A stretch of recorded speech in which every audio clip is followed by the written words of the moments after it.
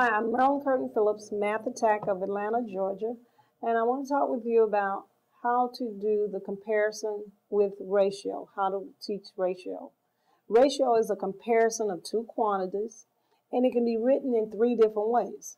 One way using a colon, and for my 1:2 ratio, I'm putting 1:2, but I would still read it as 1:2, or I can write it as a fraction, 1/2, but again, 1:2 when I read the comparison, and then also write it using the word 2, 1:2.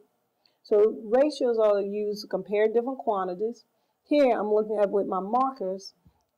I have a black marker and I want to compare that to the other two. So this is showing a 1:2 comparison. One black marker compared to the other two colors.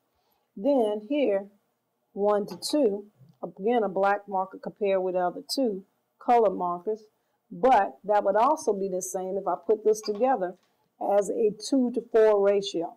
So that is comparing 1:2, in other words, is equivalent to 2:4.